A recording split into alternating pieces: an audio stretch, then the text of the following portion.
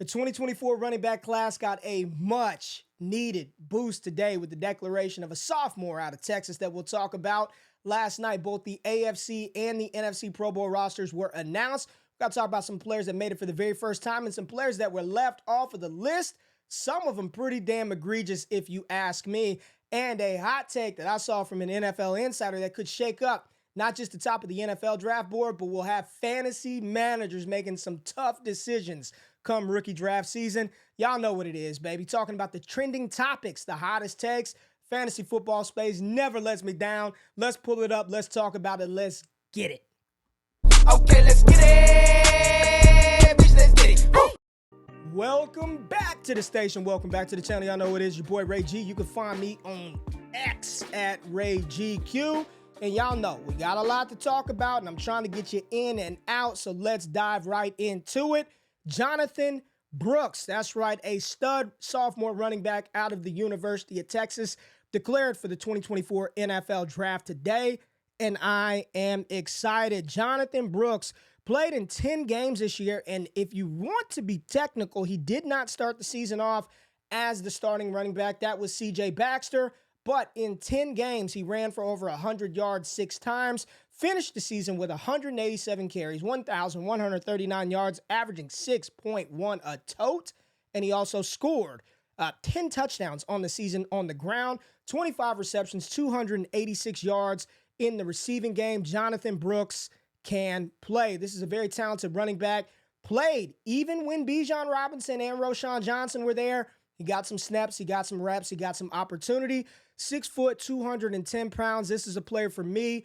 Immediately, Brooks slots in as a top 3 running back in this class for me. And I understand that we're going to have to wait. We're going to have to be a little bit patient because he did tear his ACL in November. But you know what, folks?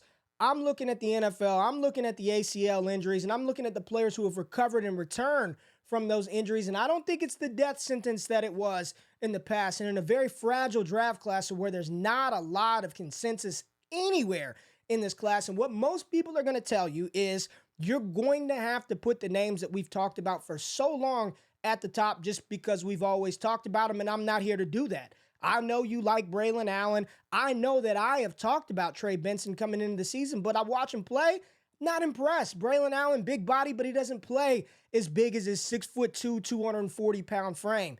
Jonathan Brooks' ability to run between the tackles, show that explosiveness to get down the field, rip off big runs, and be explosive in the receiving game, as long as the medicals come back clean, as long as they come back clean, I will be in on Jonathan Brooks for rookie draft purposes. And if he does not have the knee, stability to test or do anything through the pre-draft process, he's just going to be an incredible value in rookie drafts. If you've not looked at any tape, any film on this young man, go to DD.com. We'll be doing breakdowns on all these prospects, but check out Jonathan Brooks. This is a stud, a class that was desperate of some talent at the running back position. We're still trying to wait on the official word on Ohio State running back Travion Henderson, which would be the biggest boost to the running back class. But getting Jonathan Brooks, as young as he is, the size profile, the talent, his ability to run the ball and catch the ball out of the backfield, this is a player that I'm going to have a lot of interest in come rookie draft season. Now, let's talk about the Pro Bowl.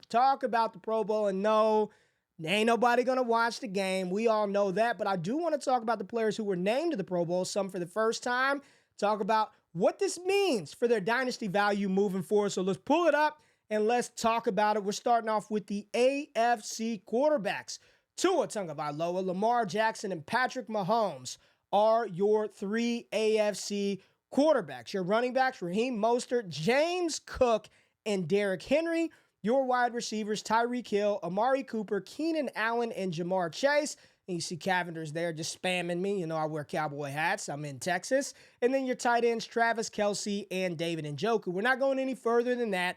We're just talking about these players from a fantasy perspective. So, Tua, what can you say? One of the leaders in the offense in passing yards, the points that they've been able to put up. You knew Miami was going to put multiple people on offense into the Pro Bowl. Dope to see Alec Ingold getting some love as well at the fullback position.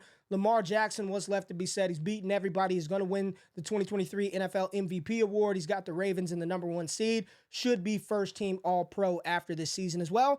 And then Patrick Mahomes is an interesting one. So let's pull up Mahomes, who's having arguably statistically one of his worst seasons of his career. But despite that stuff, you can look at what he's done on the season. 4,100 passing yards, and again, hasn't thrown for this few of yards since 2019 when he played in 14 games. He's got 27 touchdowns. He hasn't had this few of touchdowns, again, since 2019. Interceptions, 14. Most of his career right now. Talk about his quarterback rating, 92.6, lowest of his career. We're not counting the 2017 season where he just played in that one game. He has run the ball a little bit more this season, career high in rush attempts and rushing yards. Overall, for Patrick Mahomes standards, it's been a down season for Patrick Mahomes, but he is still a great quarterback. We all know that. Nobody's debating that. He's an incredible quarterback that's just sort of ran up to a point where they just have to surround him with more talent and more weapons. Is there anybody that could have been placed in here instead of Patrick Mahomes? We'll get to the snubs in a second, but let's talk about the running back position. And when I saw this for the AFC, I'm thinking, what the hell? Mostert, cool, leads the NFL in touchdowns, 1,000 yards, no doubt about it. But when I got to James Cook and Derrick Henry, I'm thinking, how on earth is Derrick Henry in the Pro Bowl? Well, I mean, he's one of the leaders in the NFL in rushing yards, even though the last 5 weeks of the fantasy season have been pretty putrid for him. 88 yards, 42, 9, 34, had 102 versus the Indianapolis Colts. When is the last time we've seen Derrick Henry on a season have only 3 100-yard rushing games? And then look at his attempts on the season. We've got 1, 2, 3, 4 games in 2023 where Derrick Henry received more than 25 attempts. Again, you look at his numbers, 1,014 yards, 11 touchdowns, but 3.9 an attempt, the lowest of his career. I don't know if King Henry is cooked, but this did not feel worthy of a Pro Bowl submission on the AFC side, but it doesn't get any better as we go to the NFC either. So the wide receivers, Tyreek Hill, Amari Cooper, Keenan Allen, and Jamar Chase. No argument with Tyreek Hill. Jamar Chase, he's had an incredible season despite the fact that he's had to deal with so much inconsistency at the quarterback, losing his boy, Joe Burrow. You look at him on the season, almost 1,200 yards, 100 receptions. Not going to argue Jamar Chase too much, but we'll talk about maybe some other players who could have been in consideration. Amari Cooper, I mean, he's come on like gangbusters the last couple of weeks of the season. On the year, over 1,250 yards, 5 touchdowns, 72 receptions, and a lot of his production has come with Joe Flacco under center. 265, 109, 77. So it's been a nice end of the season stretch for Amari Cooper and the tight ends. Travis Kelce, I know from a fantasy perspective, it seems like he's losing a little bit, but he's still a 90-plus receptions, going to finish with 1,000 receiving yards. But I want to focus on Chief David Njoku, who I believe should be valued, viewed, and thought of and held in the same regard as a top 5 dynasty tight end. Njoku, this is what we've been wanting out of him since he was drafted in the first round out of Miami. He's an ultra-talented tight end, career high in receptions, career high in receiving yards, career high in touchdowns. What a year for David Njoku. If you've held through all of the volatility, all of the, man, if only, finally, we got to see David Njoku in his final form, and it is fun as hell. So let's go to the NFC side and talk about the players who were selected on the NFC side. And oh boy, I know people hate to see it, but Big Glock Purdy, #1 vote getter, period, in the NFL for the Pro Bowl. Brock, he shouldn't be playing. Trey Lance should be the starter. Purdy with the San Francisco 49ers. Kudos to him and anybody that wants to debate this. He shouldn't have made it. Get the hell out of here. 4,200 yards, 31 touchdowns, 11 interceptions, and he gave you 2 rushing touchdowns on the ground and 144 yards. Brock Purdy has been exactly what I told you all he would be, whether you wanted to listen or not.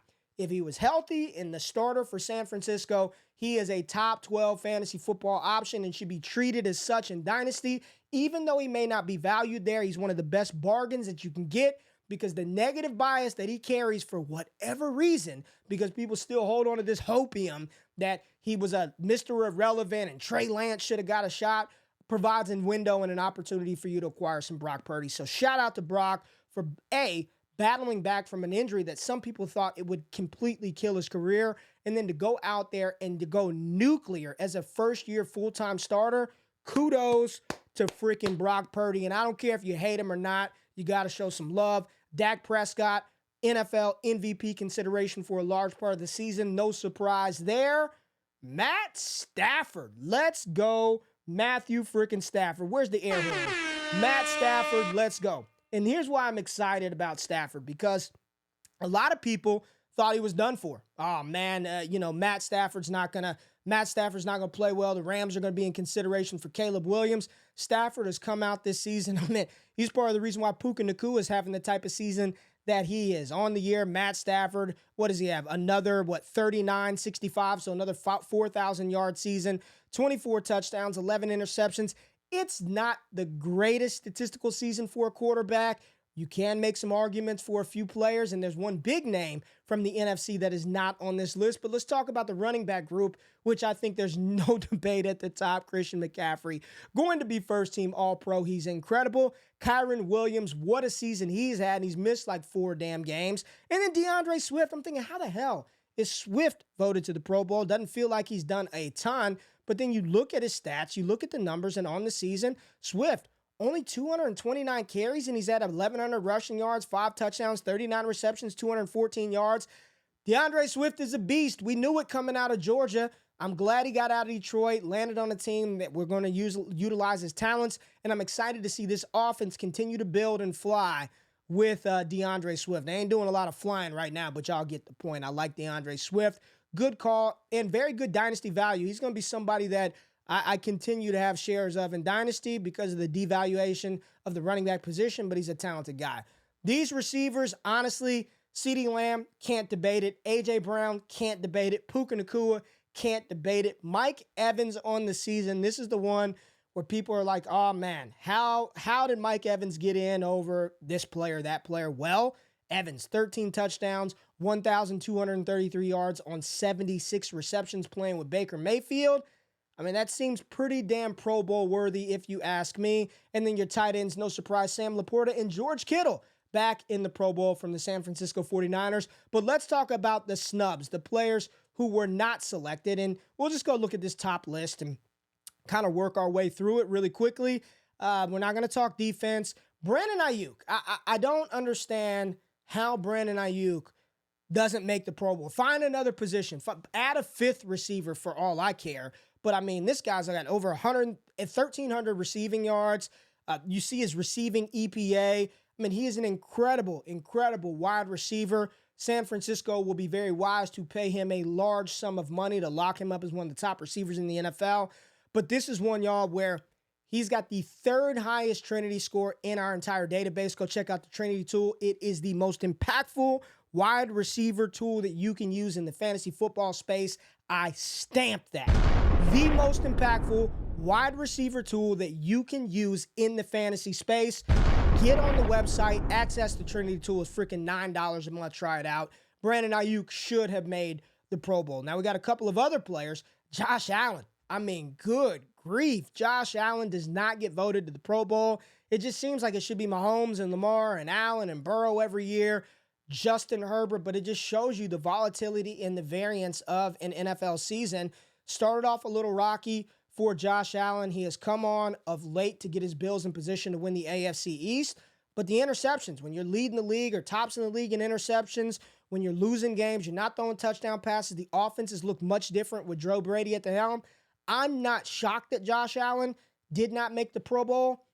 You know, it's just interesting to see one of these big names left off, and he's not a name that missed time because of injury. It was just poor performance this season. Amon-Ra St. Brown. How did Amon-Ra not make it? 5th in the NFL in receiving yards, 2nd in receptions, and 5th with 9 receiving touchdowns, 91.4 receiving yards per game, 70 first downs, which is 3rd in the NFL amongst pass catchers.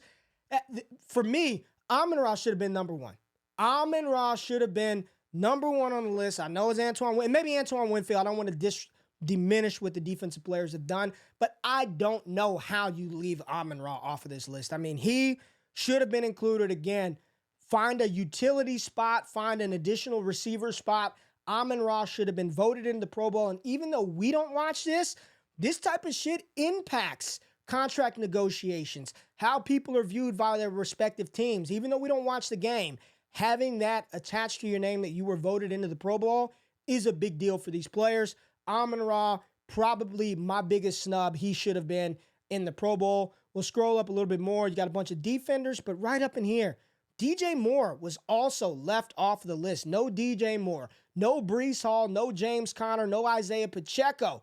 None of those guys. How is the fantasy space going to react to a big name that is not on the list when Jalen Hurts, who has had a pretty down season, if you ask me, got paid the bag, maybe he ate a little too good, need Hurts to get into the lab, but ultimately there were some major Pro Bowl snubs. Just shows how freaking talented the NFL is, especially at the wide receiver position in the NFC.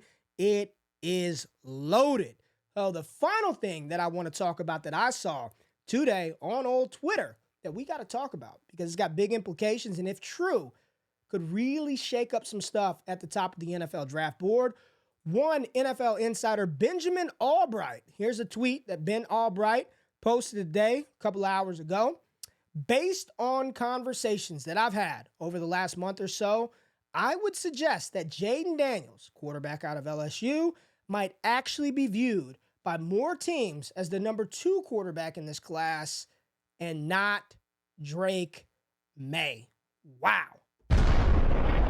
Is that really a bombshell, or is that sort of just, yeah, he's the Heisman Trophy winner, his EPA is ridiculous, his QBR and passing efficiency historically is on another level, surpassing that of Joe Burrow?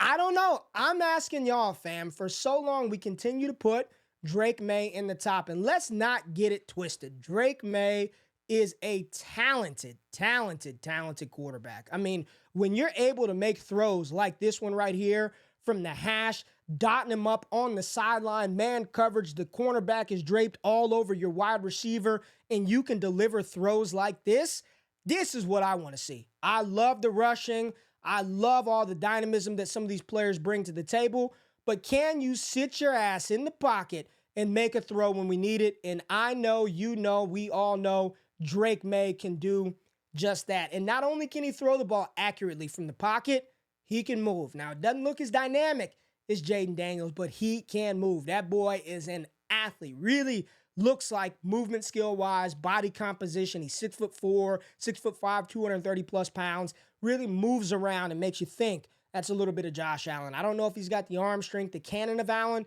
but when you see a big boy like that that's got some serious athleticism, that's who it reminds me of. Now, Jayden Daniels, I don't need to rattle off all the stats. The efficiency numbers are through the roof. I just want to show you something. And sometimes people ask me, Ray, how much film do you watch? How much time do you put into scouting each player? Sometimes what Matt Waldman told me a long time ago is you watch a player for as many plays, as many games, as many reps as you need to in order to formulate the opinion that you need on that player. And sometimes you see a couple of things and you're like, all right, I don't need to see anymore.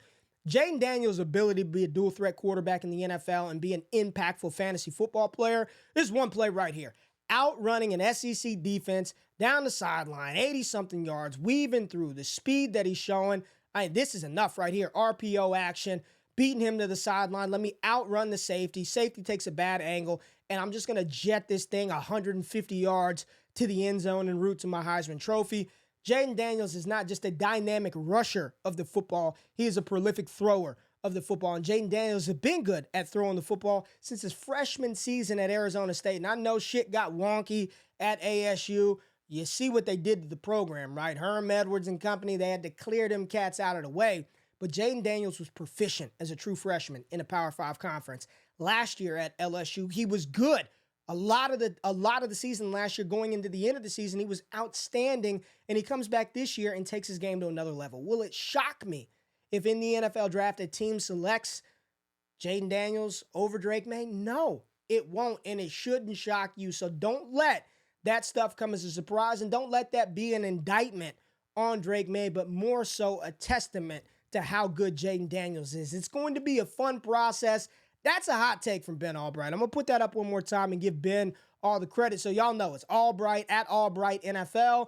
based on conversations I've had over the last month or so, I would suggest that Daniels might be viewed as the QB2 in 2024. I don't know, but I'm a big Jayden Daniels fan. So talk to me, family, in the comments. Those are all the hot topic items in the fantasy football space today. I appreciate you tapping in for another show. Be back tomorrow, see what Friday has in store for us. Y'all have a good night. I'm out of this thing. Peace.